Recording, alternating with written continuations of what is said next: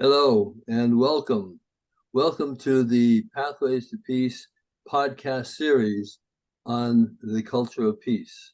We're delighted to be here for the first time. This is the first program that we have, and explicitly delighted to be with Ambassador Chowdhury, and we'll tell you more in a moment.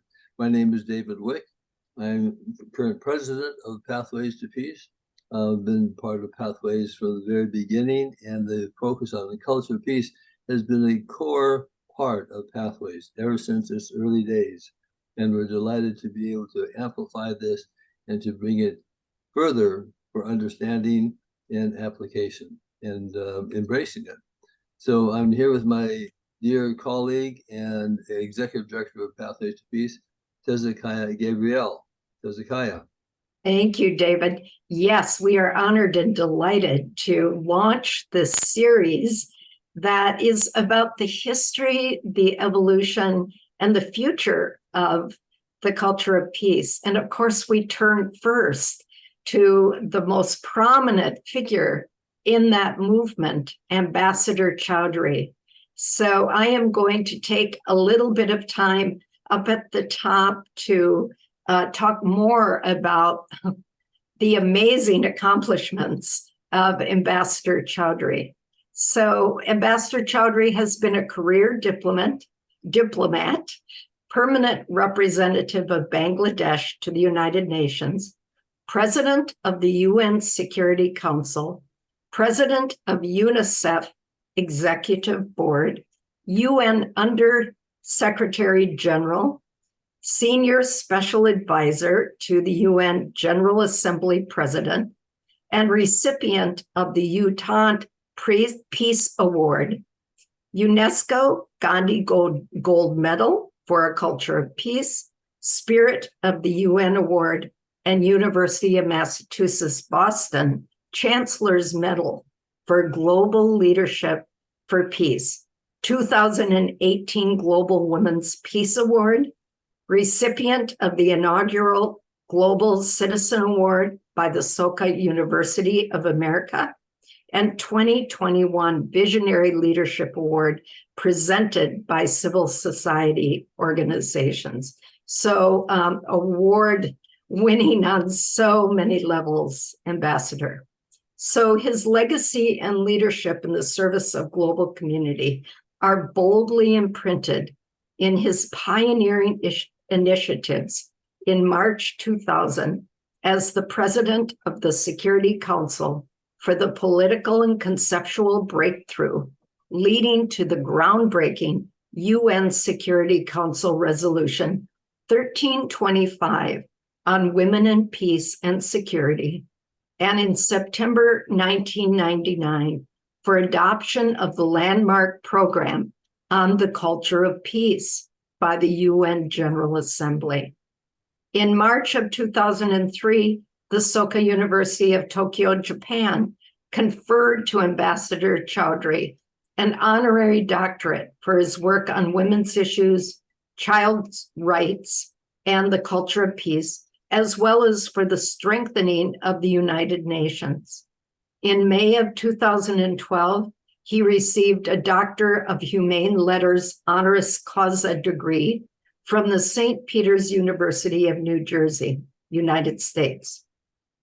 In May of 2021, the University of La Verne, California, USA, conferred on him an honorary doctorate for his work on global peace and development. Ambassador Chowdhury is the founder of the New York-based civil society coalition, the Global Movement for the Culture of Peace. Of course, we would begin this series with an interview with Ambassador Chowdhury, and we're so delighted that you are here and so honored, truly, to have this interview with you. Julie, it is an honor, and it is important. It is important to further understand and embrace the culture of peace, which in so many ways is the umbrella of peace activities, peace building, and is vital for humanity as we move forward. This is also for future generations to understand what has been the foundation that has been laid that is really so important to be continued and built upon. Well, Ambassador Chowdhury, we do have questions for you. And I would like to begin with a question to you. What is, at the essence, what does the culture of peace mean to you? Thank you very much, Mr. Wick and Tezikiah.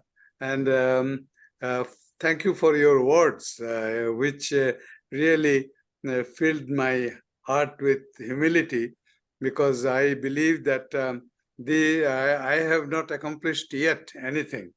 And I don't think life is determined by accomplishments. Life is determined by the efforts that you make.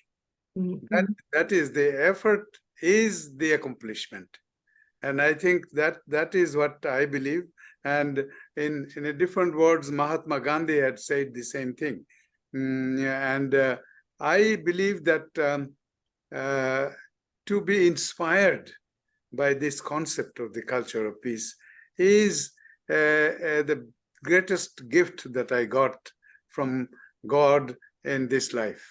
And I believe that the more we get immersed in the culture of peace, more we not only benefit as an individual, but believe in the potential of this concept to be of benefit to humanity as a whole.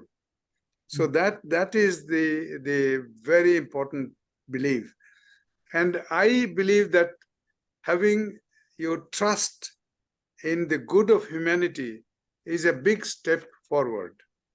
And the culture of peace has attempted to do that. As we know that in 1945, the Charter of the United Nations was adopted after out of the ashes of the Second World War. And we say, but later in 1999, the Declaration and Program of Action was adopted in the aftermath of the world's bitterest rivalry among superpowers and other powers during the Civil War, during the Cold War. And that is what I believe is something to be proud of. Because after the Charter, there is no other UN documents which focuses comprehensively on the culture of, on the peace issues as a whole. So this is the culture of peace, as all of you know, that initially started within the umbrella concept of the UNESCO Constitution, which says if wars begin in the minds of men, and the minds of men that the seeds of peace to be sown.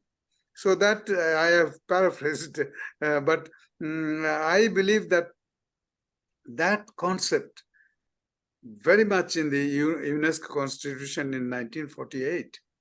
And then there was an effort when Federico Mayor was the Director General of UNESCO. I think Federico and I have worked together for ages, and we have trust in each other, we have believe in each other, and more so for me, he is a good guide. He is a good thinker and philosopher of life. So we worked together, and Federico convened the big international conference on peace in the minds of men. And this was held in 1989 in Yamoussoukro in Côte d'Ivoire.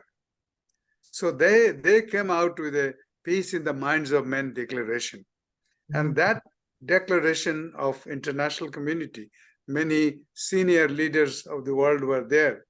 And that conceptualization gave the culture of peace concept a big boost.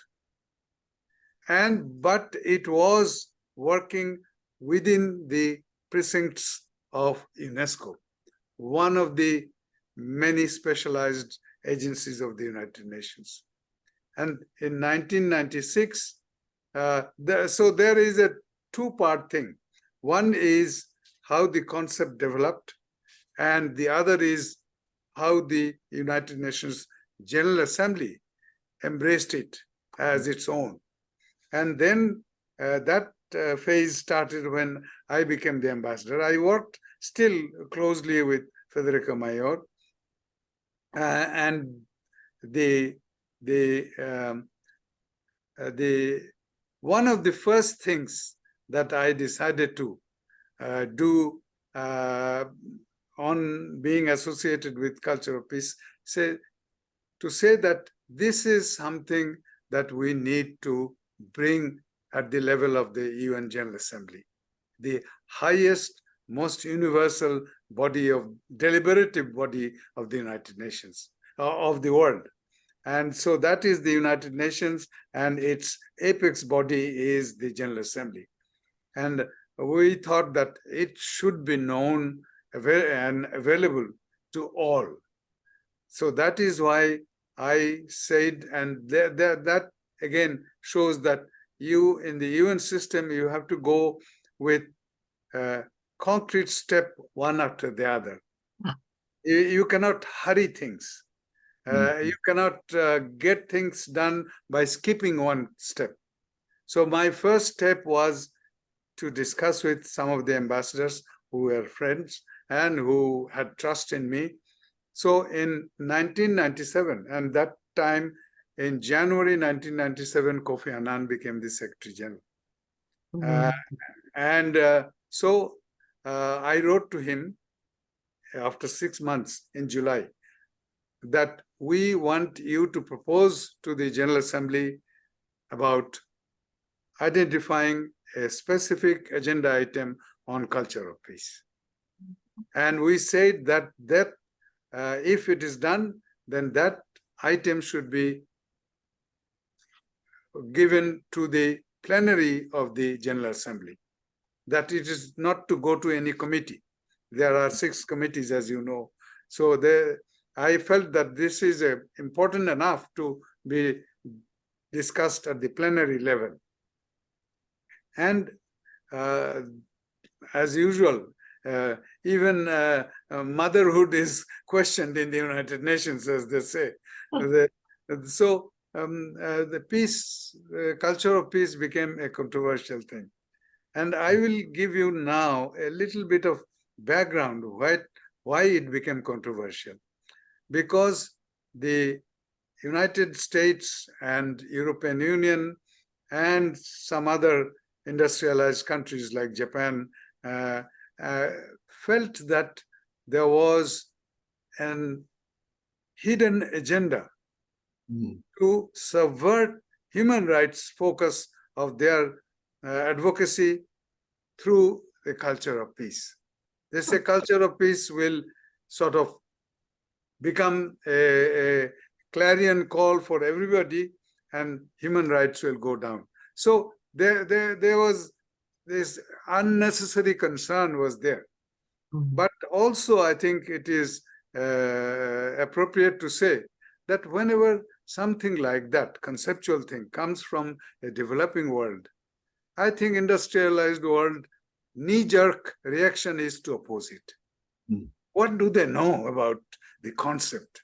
Yeah, so that is what, and the same thing I faced when I initiated 1325. Same thing.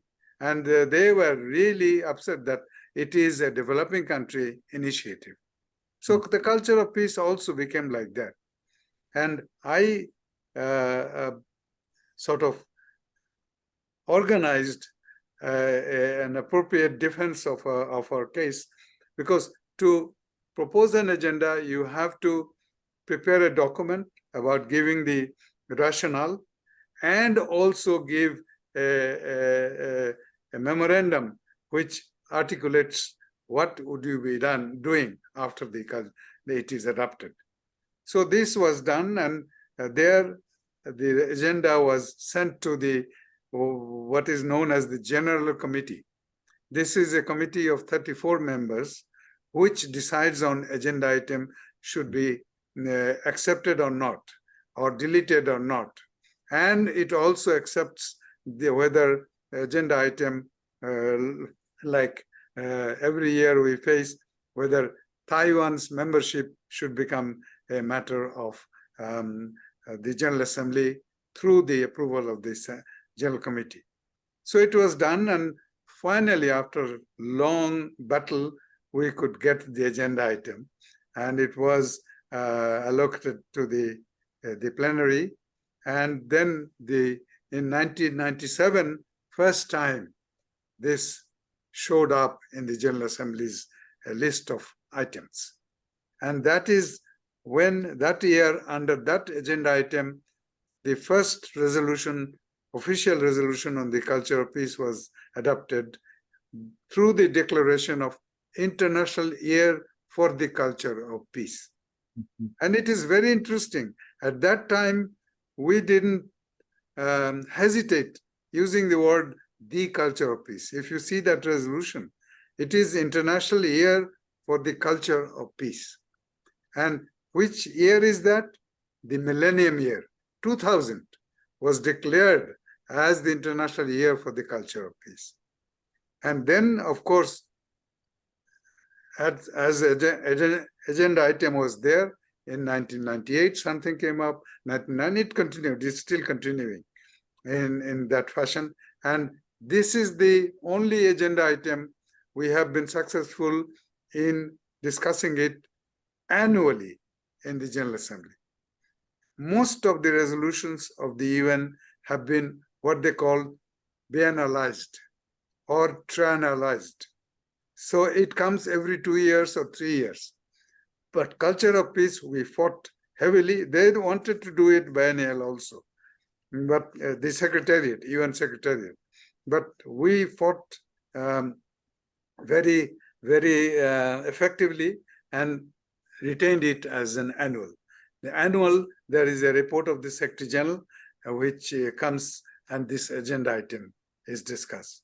Now this agenda item has become very, I should say, inclusive, because anything to do with peace and things like that, there was no such agenda item in the UN. So everything is peace and sports, peace and human rights, peace in cultural domain, all these things came up.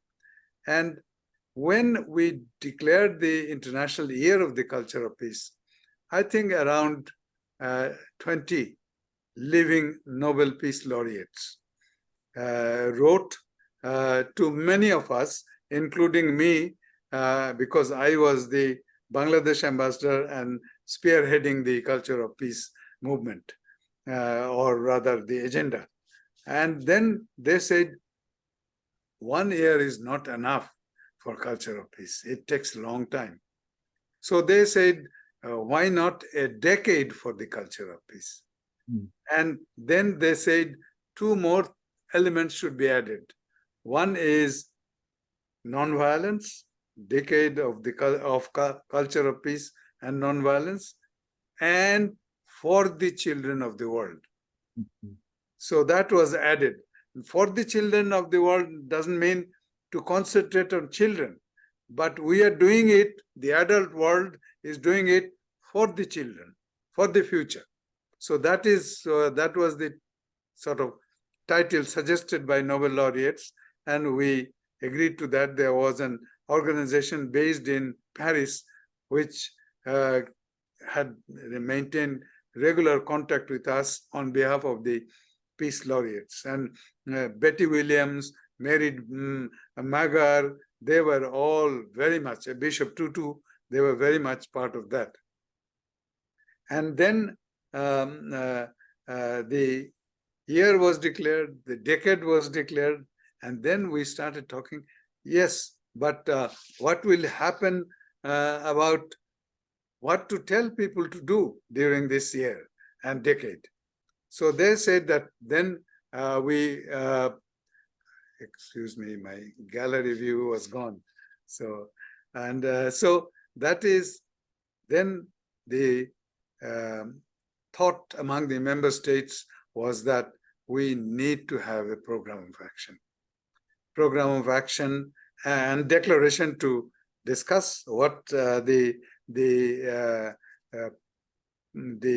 UN should do during the decade, and also I have to this I am showing you the old version of the Culture of Peace Program of Action, and then I think I have it here. Okay, this is the new one. This was adopted during the 20th anniversary, and both of them I should make it a special mention. Both of these documents were supported financially and organizationally by Soka Gakkai International. So they volunteered to give it to us as a pro bono support. So that was a wonderful thing. So then we started working on that. The General Assembly President, as he came in, this was Foreign Minister Didier Uparti of Argentina, who was the president of the 53rd session of the UN General Assembly in 97-98. And he created a mandate which gave me the role of coordinating the work on the declaration and program of action. And that is when that drafting committee was set up. We met for 9 months and finally resulted in the document now known as Declaration and Program of Action.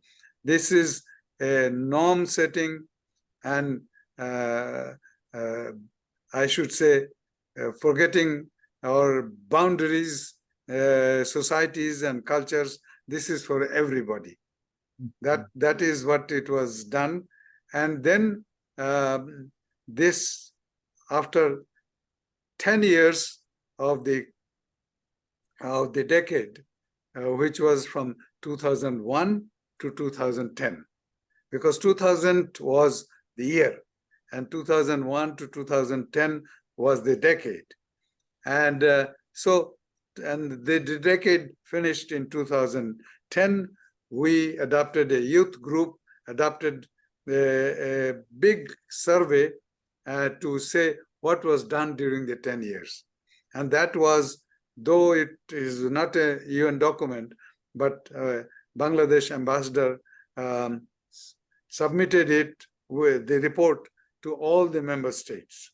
And Bangladesh ambassador at that time submitted it to the UN General Assembly when he introduced the resolution.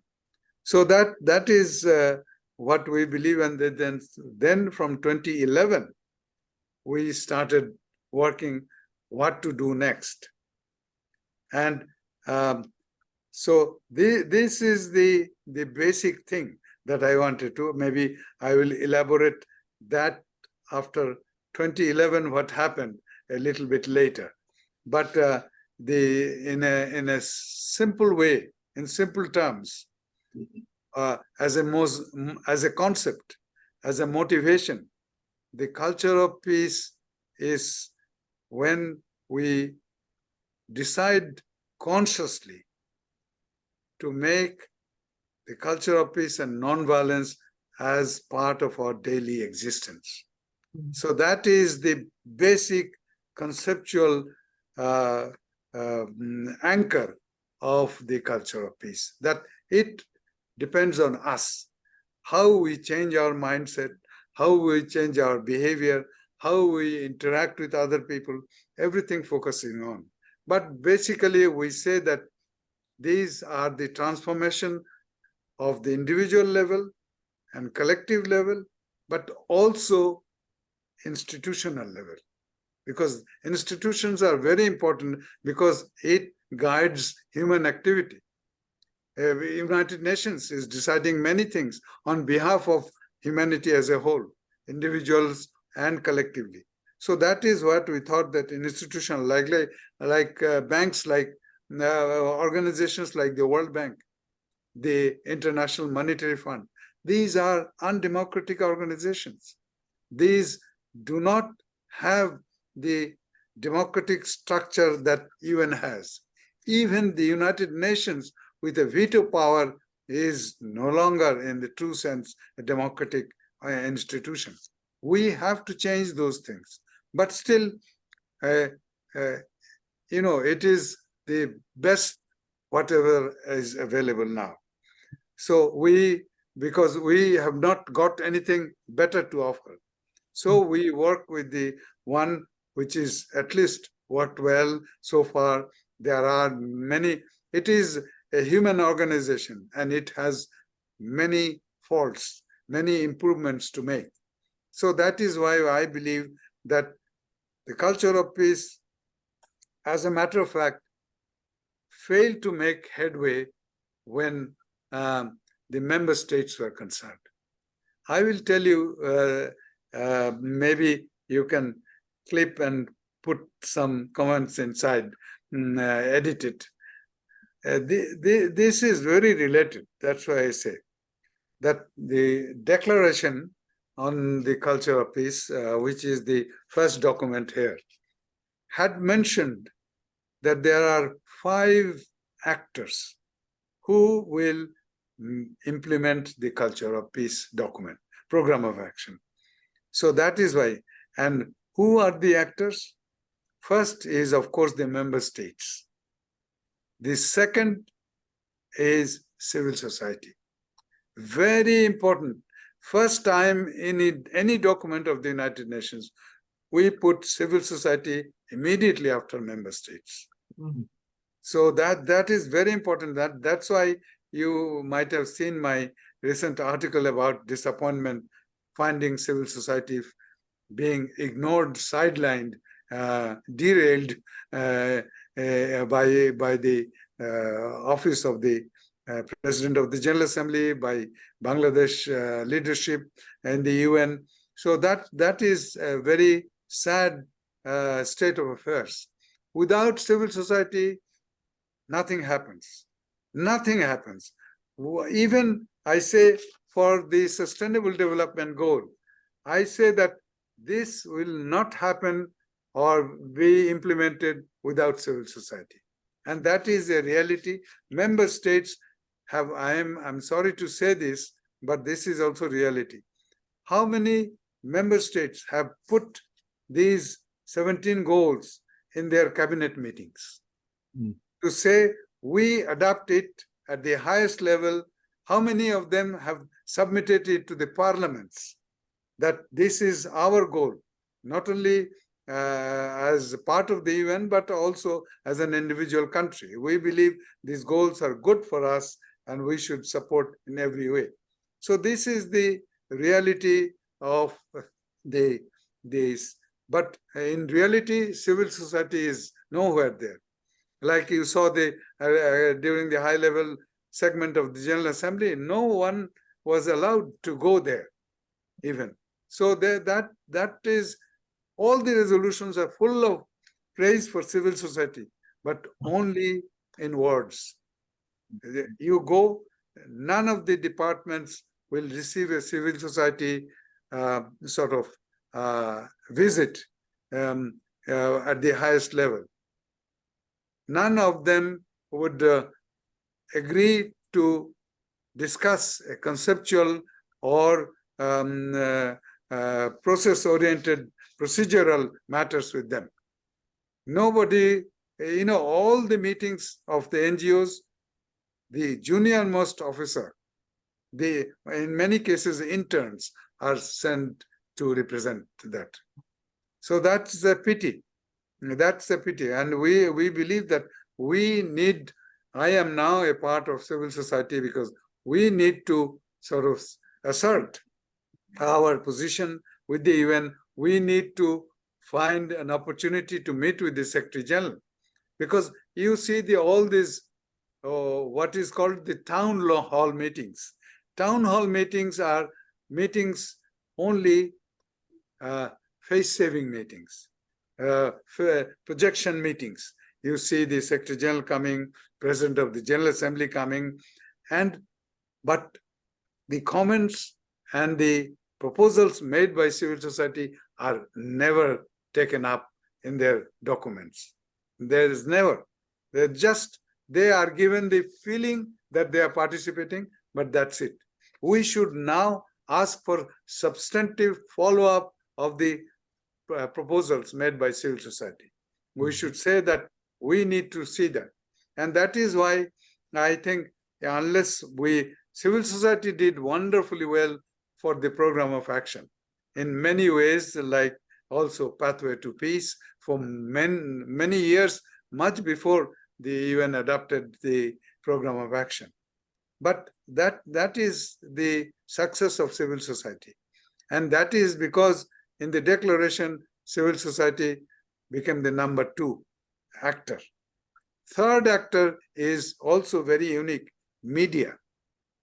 So after member states, civil society, and then media.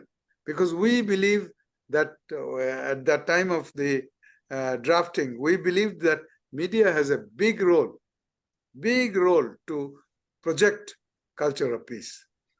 And then fourth is individuals of all professions. It doesn't matter.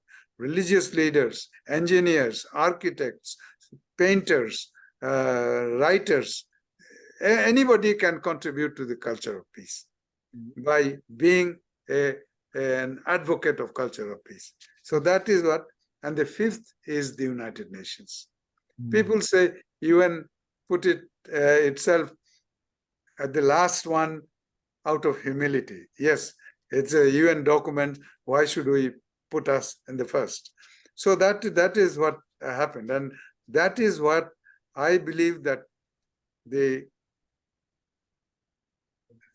slowest among these 5 actors is the member states.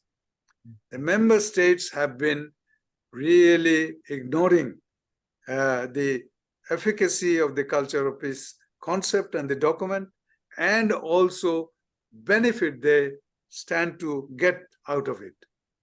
So that is why after 1 year after the decade was over in 2012, I was fortunate to work for the President of the General Assembly of the 66th session, when we organized.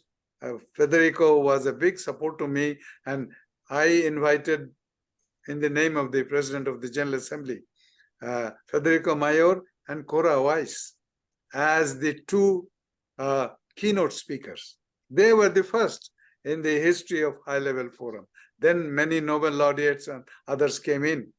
And so that is, the President of the General Assembly gave me the authority to organize the forum, the first one. And guess who came to the first one? Avon Mattison came in that.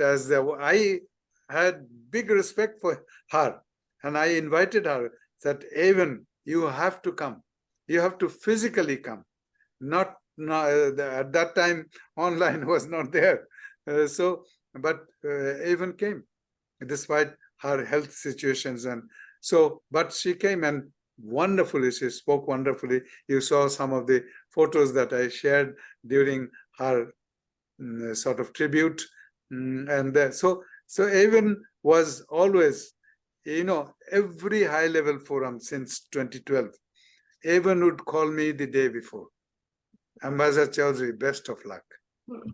It's wonderful. I mean, I was so touched every time. And whenever I went to San Francisco, I met her. We had coffee in the Starbucks, sitting and talking for a long time. So that is my special memory of Avon, who is the conceptual, who gave the birth of Pathways to Peace. And recently you sent out the declaration that Mayor Feinstein made. That was a wonderful thing. And I read the whole thing, very nice. And so these are the sort of civil societies contribution to promoting the culture of peace. So high-level forum has actually had been divided in two parts. It's a day-long affair. First part is for the member states. We wanted to create a platform where member states will be asked to come and speak about culture of peace. They will not do on their own. So there is an agenda item. There is a high-level forum convened by the President of the General Assembly. So they cannot say no. So they will come. And the first part will have the keynote speaker and the member states. And then second part is devoted to civil society. It was known as civil society part, where a mixed group of ambassadors, a mixed NGO leaders, civil society advocates would come and discuss. And every year we had a special theme. And so that, like in the 20th anniversary, we had the theme of transforming and empowering humanity through culture of peace. So this is what I believe is a big step forward. We had from 2012 to 2022, 10 years. But this year was a disappointment because it was truncated into a half a day for member states, and then many weeks later, half a day. Member states spoke in June. The civil panel discussion took place in August, the last day of August. So that was not what we wanted to. We wanted the ideas of civil society and member states to mesh with each other, so that they understand that what civil society is saying and then there was the question answer. Civil society was even in many cases allowed to sit on the main floor of the trusteeship council. Many things we innovated. And I am very proud that the first high-level forum, only I think, which had 6 Nobel Peace Laureates, all women. And we decided that men, of course, get attention in many ways, but women sometimes get sidelined. So we, at the high-level forum on the culture of peace, we should give them the exposure that they need to share their thinking. And it was wonderful that we had all these women Nobel laureates, and UN does not have the practice of honoring the Nobel Peace Laureates. It's you know that today the Iranian lady Mohammadi, Nargis Mohammadi, she got so I said Iran has 2 Nobel Peace Laureates, both women, Shirin Ebadi and Nargis Mohammadi, both of them. And Shirin Ebadi was, of course, stopped from coming to the UN by Iranian, and I'm sure she was not able to get the Nobel Prize personally, and this will happen to the new laureate also. But anyway, this has happened to many other countries, and so, but the United Nations should honor them. Only person who was honored, this is a side story, honored formally, officially by the Secretariat was when my compatriot, Professor Yunus, got the Nobel Peace Prize for microcredit. So Muhammad Yunus. So I organized a meeting in Conference Room 4 where everybody came. Kofi Annan wanted to come, but he had to travel. So Deputy Secretary General Mark Malloch Brown came to speak there as a sense of honor. So no other Nobel laureate. I think we should, in the UN, should make a day. The President of the General Assembly should invite Nobel laureate to speak just independently, just not under any agenda item, but we listen. And there are many aspects of our life which is taken up to promote the peace. So Wangari Maathai got it for environment. Professor Yunus got it for microcredit. Both are contributing to peace. And Malala got for education. And Satyarthi from India, co-winner in that year, got for saving child labor. So those are the things. And Al Gore got it, and IPCC got it for environment, climate change. So everything has a connection with peace. And that is what the program of action also highlighted. 8 areas of action highlighted what it means to be peace. Peace is not just the absence of war.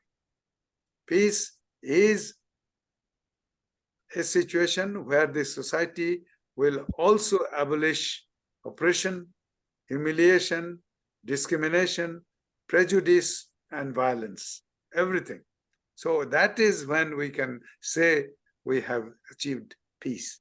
So that is absolutely necessary.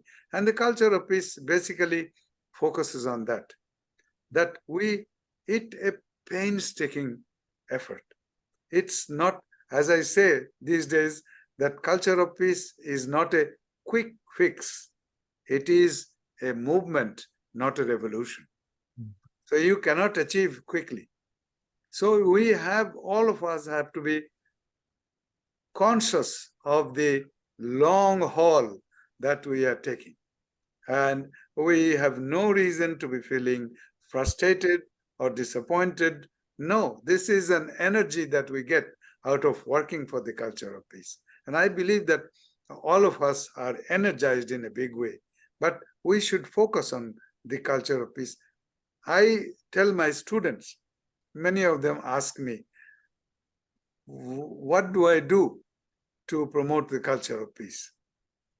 Initially, I say that, well, what you have to do is be nice to people, smile at them, be courteous to them, have respect for them. That is your contribution. You are a good person in this world, and you will continue to be like that. And then I said, do one thing. What you have learned in my class, tell one other person, and your friend, maybe your parents, your siblings, your teachers even, tell them that we have learned this thing, and I believe this is good for all of us. And if you can convince one person, your debt to this world has been paid up. And I said that you don't need to do anything more, because this will exponentially increase. 1 to 2, 2 to 4, 4 to 8, and this is in a geometric fashion. This has a value. So that is what I believe, that we get to, this energy that comes to us by promoting the culture of peace is like that. We have no reason to feel frustrated. And sometimes we identify specific things to do, and we feel that, and changing mindset is the most difficult thing. Because we see in every society how the conservative, fundamentalist, misogynist, patriarchal society has enforced its advocacy. We, those people who are well-meaning, well-intentioned people, we do not make that effort. We are peace-loving, we are consensus-building, we are inclusive. So that is why we are left behind. So that is a big challenge to us, because good people do not want to aggravate the situation by sort of emphasizing things. And they believe that, well, peaceful way is to. So, but I also say that this is true. And I often say that culture of peace, working for peace doesn't mean that I reach out in the streets with a placard to say, we want culture of peace, we want peace here, we want nuclear abolition, all these things. But what happens when you come back home? You are not peaceful. Maybe you are violent. Maybe you are disrespectful of the people living with you in your family. So these are the changes that we need. We feel, and many in the younger generation sometimes feel that I have done my duty by walking for 2 hours, and that's it, my contribution to peace. No, peace contribution is to yourself by making sure that you are peaceful. You respect everybody. So these are the simple things we have to understand. Promote culture of peace is to how we interact with each other, how we respect each other, how we respect each other's opinions. And those are the important things. It's not that you have to enforce your idea of a culture of peace on somebody else. No. If you are diligent, you will, at one point, you will be successful. And that is what we are all doing. Oh, sorry.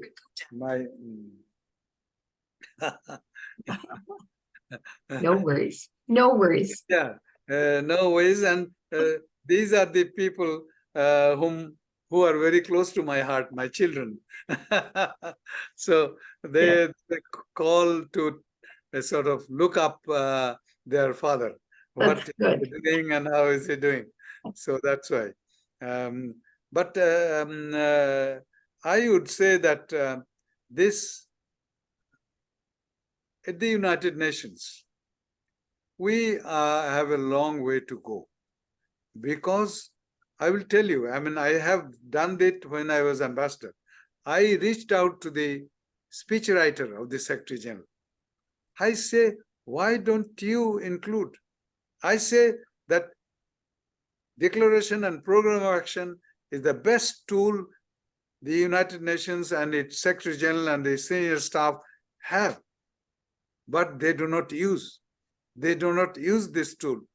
I have, even recently I have written that it is like a person who has a car, who needs the car to go to office and come back, but he doesn't know how to drive, or he doesn't want to drive.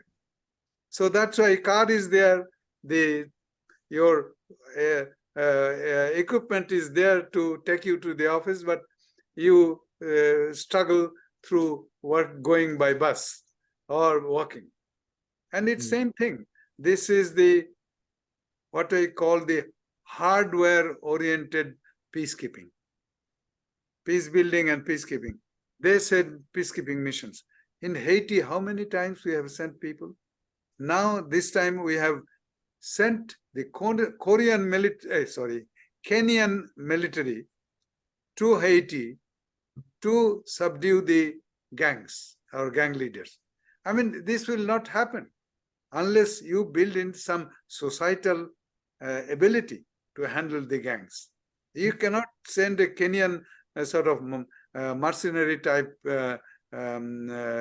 troops to save. They can kill the gang leaders, they can arrest the gang leaders, but when they come back, gang leaders will grow again. This is what UN has done to Haiti number of times. The moment they come out, they leave no infrastructure for peace building. That is necessary, and that I had proposed that 10% of the peacekeeping budget should be spent on peace building, creating a local infrastructure, creating educational institutions support, and that is what will happen. So this hardware-oriented, that anything comes in, we should send a peacekeeping mission or a conciliation mission or mediation team, all kinds of things. But it doesn't work. We have seen that there is no permanent structure or permanent strength and ability and even ownership that what we do is for our good. Otherwise, what does Kenyan people have in the future of Haiti. So that is a big thing, and that hardware-oriented thing. I say the Secretary General should use it. So they go back to the point. I ask the speechwriter that please include in SG's speech about, and when an ambassador, they are very courteous to me and nice, but they do not do anything worthwhile. And they say, confide privately, that we are, when we put it in, it is taken off. So that's a pity. That's a big pity. And why UN is, this is the only consensus document on peace after the charter. Everybody agreed, all 193 members. When it was adopted, we had 189 members. But then 4 more members came in, and all of them annual resolutions accepted their obligation to. But you know, at the country level, nobody, even in my country, in Bangladesh, they have not presented this document to the cabinet level and to say that this is what we should do. I mean, you do not have to.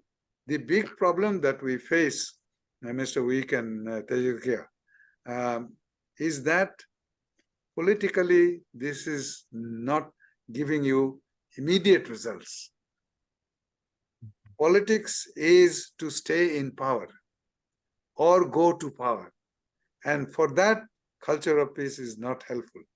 So no politically oriented democratic government focuses on culture of peace. They focus on something else. Yes, I know infrastructure building is important, or economic programs are important, but economic programs would not mean anything unless there is a peace in the country. There's a constant violence, civil strife. This does not help you. So how to make it politically important, useful? And there again comes civil society. They have to ask at the national level that we want you, if you want our votes, we want you to focus on culture of peace. So that is, though it may be a very long shot, but still, I think that is the only way civil society can organize themselves and at least say to the government that in your policy documents, please bring in culture of peace. In your speech to the parliament, the prime minister can speak about culture of peace.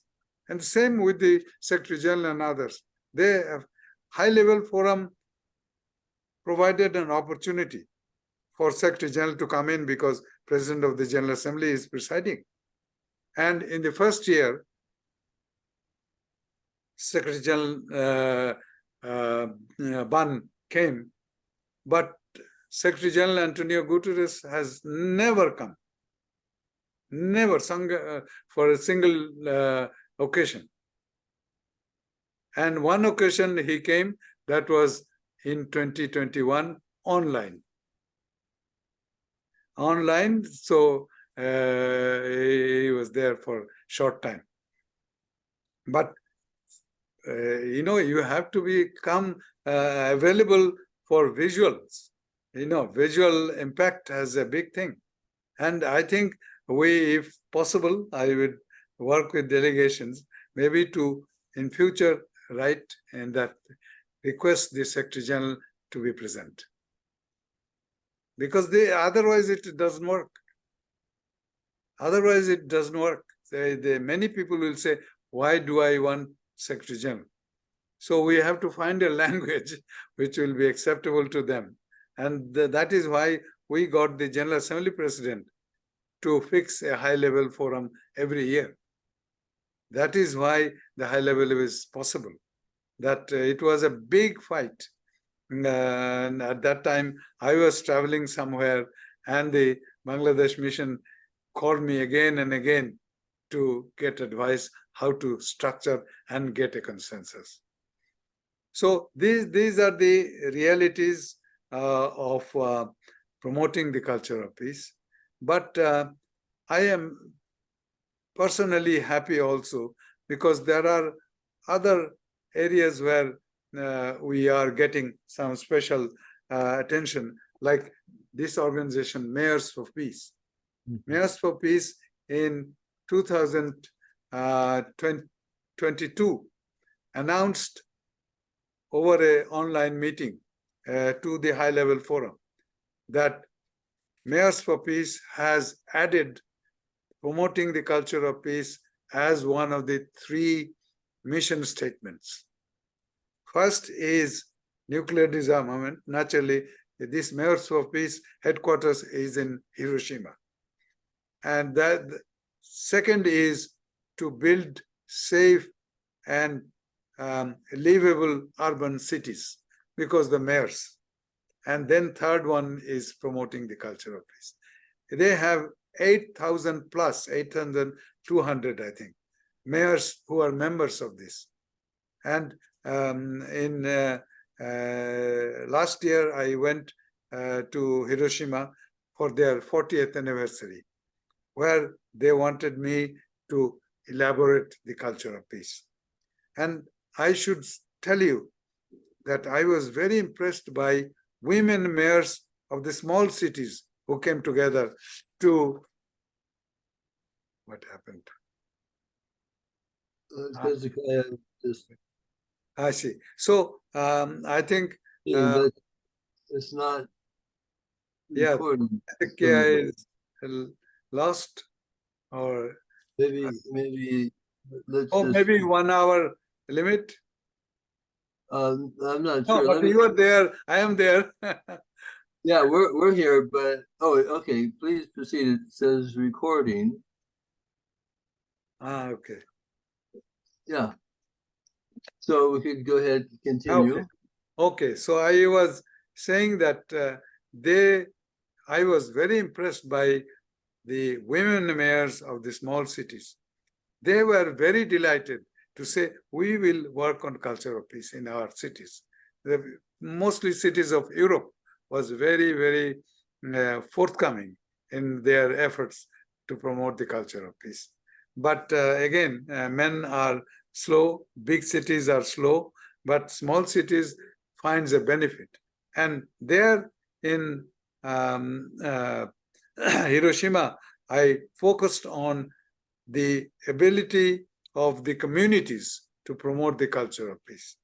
And there, I think the community can effort. And Mr. Wick, you know very well the Ashland Culture of Peace Commission.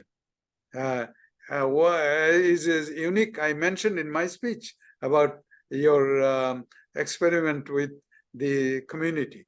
All parts of community came together, from the police to the congressional representative to the educationist and everybody. So this is a big thing. And I think for your philosophy of local to global and global to local is very, very important. And I shared this with the mayors, and they felt that, yes, in Hiroshima. Have I not sent you this speech? I will send you. And you will find that. So this is I think these apart from the community level focus, which did not come out very strongly in the program of action, but we have also done another additional thing to add to the culture, to the program of action implementation, that is focusing on the children. We believe that as the children are the beginning of our societies, we have to focus on them. They need to find out how best they can be prepared to face the challenges of the world as they grow up. And challenges means they have to be very confident that I can meet the challenges of my life through non-violent and peaceful means. So that is I don't have to resort to violence to meet my goals. So that is the thing. And if the children, starting with the parents, then with the schools, and then with the bigger communities, whatever the children will see and happening in front of them, they will learn from them. So that is what I believe that should be done. So these two new focus, on one on communities, the other on children, have been added to the culture of peace promotion, promotional activities by all of us. And I believe that that will be a big boost if the children can start their life believing in non-violence and peaceful means. I think nothing can stop us anymore. Wonderful. Yeah, I totally agree with you. So let us pause for a moment. Well, I believe that we have made a big effort to add action area 4 in the program of action, which is equality between women and men.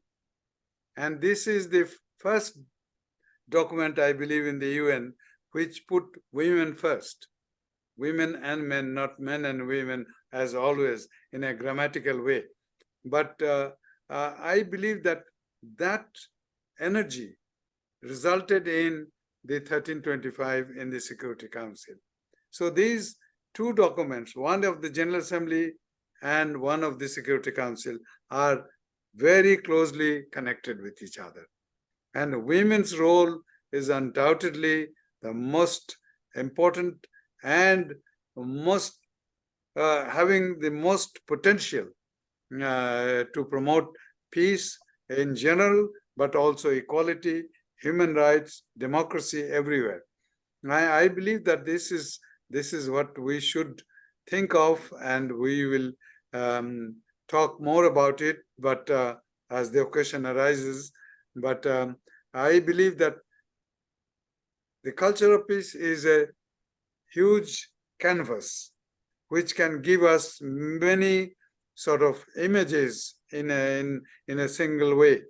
And it is very important. And as I say, that the culture of peace is not only good for humanity, but it is also necessary for bringing a worthy planet for us, all of us.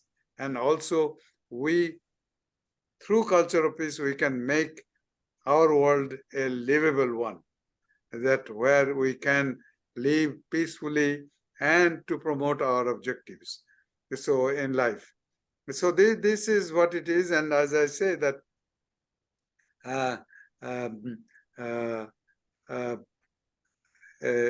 that, you know, if you throw a stone, it makes a ripple. If you makes many ripple, it becomes a wave. And I think our voice will be, individual voices will be like ripples, but together they will become big waves for the culture of peace. So that is what my hope and expectation, and I will be continuing that effort till the end of my life. Well, beautiful. Well, thank you so much, Ambassador Chowdhury. This is absolutely outstanding in giving us the overall perspective as well as history, your personal experiences, which are invaluable. So thank you very much, and we will come back to a part 2. So Tezikiah, please. Yes, Ambassador, it has just been such a rich conversation, just so rich in so many ways, so informative, so meaningful. I'm just in deep gratitude. We are in deep gratitude and bow to you. And there's so much more that you can share with us. So I will interject to say this was not a conversation. This was a monologue from my side. Well, then it's a monologue that we are very attuned to and very grateful for. I was going to say, I felt that you are part of the conversation. We are all ears. We are.